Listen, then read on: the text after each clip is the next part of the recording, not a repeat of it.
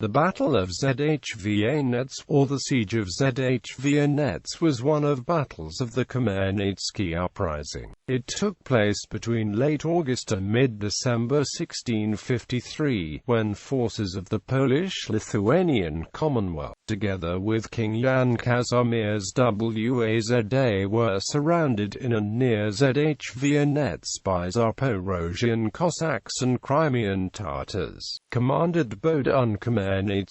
The siege ended when Poles agreed to renew the Treaty of Zboriv. Introduction. Despite poor quality of Polish soldiers and their officers, a scream of the Polish army had been mass murdered in the Bati massacre. The spring offensive of 1653 progressed successfully. The situation changed when Khmelnytsky's Cossacks joined forces with Tatars commanded personally by Islam-III. When news of this reached King Jan Kazimierz Waza, he decided to abandon his positions in Bar, Ukraine, and head towards Zhvanets, to await Moldavian and Transylvanian reinforcements. Polish forces camped at the confluence of the Zhvanets and the Dniestr rivers, building a pontoon bridge over the Dniester, to keep in touch with Bukovina. The reinforcements were inadequate. George II Rakoczy sent 2,000 soldiers, while Georg Stefan only 1,000. The siege. Bohdan Khmelnytsky decided not to make a frontal attack of the Polish camp. Instead, he chose a long-lasting siege, which began in late August 1653, and dragged on throughout autumn into December. As time went by and the weather worsened, Polish defenders began to starve, and a number of soldiers fled the positions in search of food. The situation was anxiously observed by Khan Islam-III, who did not wish for complete destruction of Polish forces, as this would eventually strengthen the Cossacks,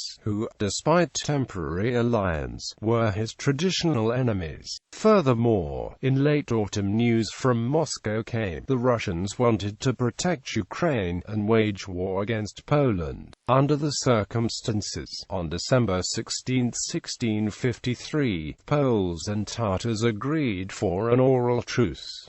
Khmelnytsky had to end the siege. His only achievement was that the Poles agreed to renew the Treaty of Zboriv. Polish army finally left the camp, while Cossacks headed towards Pereyaslav, where the Treaty of Pereyaslav was signed in 1654.